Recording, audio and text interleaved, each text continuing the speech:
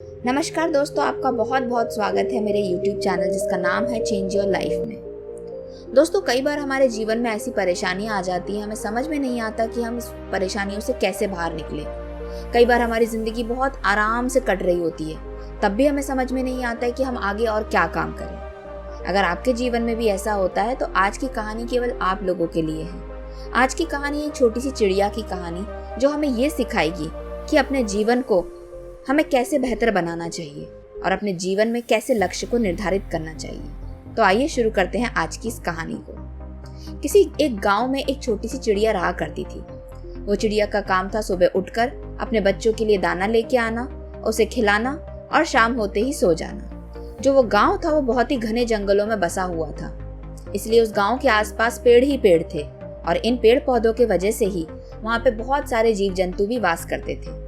एक दिन अचानक जंगल में भयंकर आग लग गई और वो आग फैलते फैलते गांव तक पहुंच गई।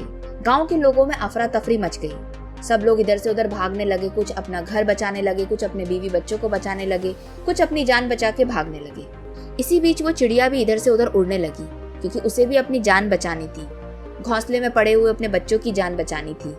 अब वो चिड़िया यहाँ से वहां उड़ तो रही थी, लेकिन अचानक से वो चिड़िया पानी के पास जाती और अपनी चोंच में थोड़ा सा पानी भर कर लाती और आग के ऊपर छिड़कती।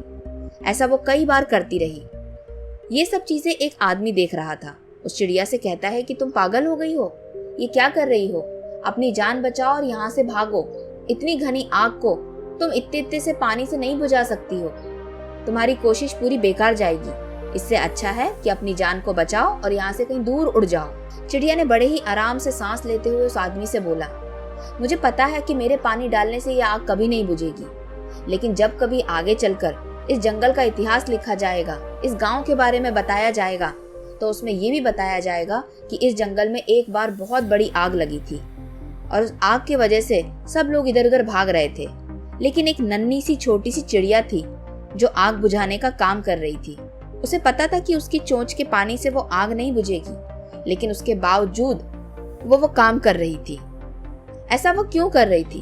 ताकि जब इतिहास लिखा जाए तो उस चिड़िया का भी नाम उस इतिहास में हो।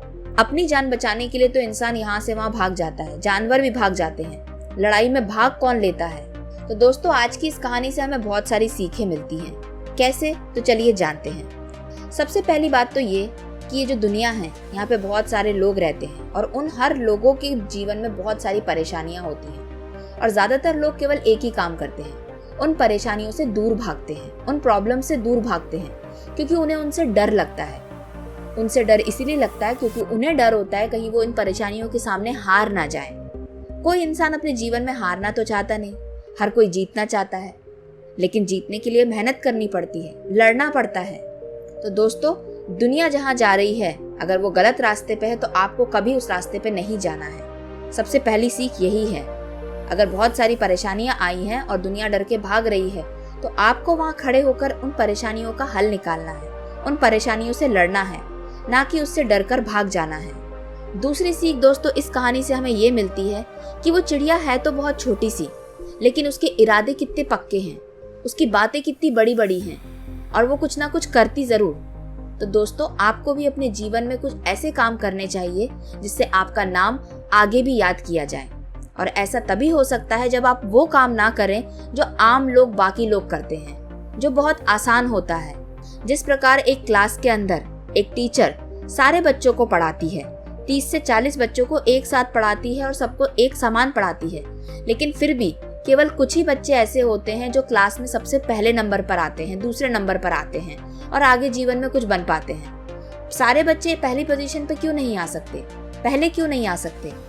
क्योंकि जो पहले, दूसरे, तीसरे नंबर पर बच्चे आते हैं, चौथे नंबर पर बच्चे आते हैं, वो बाकी बच्चों से बहुत ज्यादा मेहनत करते हैं। बाकी बच्चे जो फालतू समय अपना किसी चीजों में लगा देते हैं, वही वो बच्चे उस समय का उपयोग करते हैं, अपनी पढ़ाई में, अपने जीवन में लगाते हैं। उन्हें समझ आता है कि इस समय का अगर मैंने सदुपयोग नहीं किया तो मैं भी उन बाकी बच्चों की तरह पीछे ही रह जाऊंगा। तो दोस्तों, ये दुनिया भी एक बड़ी सी क्लास है और इस क्लास के अंदर सभी को बराबर के मौके मिलते हैं, सभी को बराबर का समय भी मिलता है, 24 घंटे का। लेकिन जो ज्यादा मेहनत करता है, जो कम समय में ज्यादा दिमाग लगा के मेहनत करता है, वही जीवन में आगे बढ़ पाता है। और तीसरी और सबसे इम्पोर्टेंट चीज दोस्तों, वो चिड़िया बहुत छोटा सा जानवर होती है, एक छोटा सा पक्षी होती है, और एक शेर बहुत बड़ा जानवर होता है, हाथी उससे भी बड़ा जानवर होता है। लेकिन अगर किसी की सोच बड़ी है तो वो व्यक्ति, वो जानवर ज्यादा बड़ा माना जाता है। यहाँ पे चिड़िया तो बहुत छोटी सी थी, लेकिन उसकी सोच बहुत बड़ी थी। और इंसान भी तभी आगे बढ़ सकता है जब वो अपनी सोच को बड़ा रखता है। और हम अपनी सोच को तभी बड़ा रख सकते हैं जब हम अपने और दूसरों के बारे में केवल अच्छा सोचेंगे। जैसे ही आपने किसी और के बारे में गलत सोचना शुरू किया तो आपकी जो सोच है वो संकुचित होती जाती है, छोटी होती जाती है। और छोटी चीज कभी बड़ा काम नहीं कर सकती। बड़ा काम करने के लिए दिल बड़ा, मन बड़ा और आपका हौसला बड़ा होना चाहिए। इसीलिए हमेशा अपने बारे में तो सोचें, लेकिन दूसरों के बारे में गलत कभी ना सोचें। आशा करती हूँ दोस्तों आज की ये छोटी सी कहानी एक चिड़िया की आपको पसंद आई होगी। इससे आपने जरूर कुछ ना कुछ सीखा होगा। जरूरी नहीं हमें सीखने के लिए किताबें पढ़ना पड़े, कहीं पर जाना पड़े, कहीं पर बैठना पड़े। कई बार हमारे आसपास ऐसी छोटी छोटी चीजें होती हैं जिनको अगर हम ध्यान से देखें, ध्यान से सुने, उनको महसूस करें तो आप उनसे बहुत कुछ सीख सकते हैं। तो दोस्तों मिलते हैं किसी अगले वीडियो में जहां पर हम एक और कहानी को सुनेंगे। अगर आपको आज की कहानी पसंद आई है तो इस वीडियो को लाइक जरूर करें। अपने दोस्तों के साथ भी ऐसी कहानियों को जरूर शेयर करें। तब तक के लिए गुड बाय।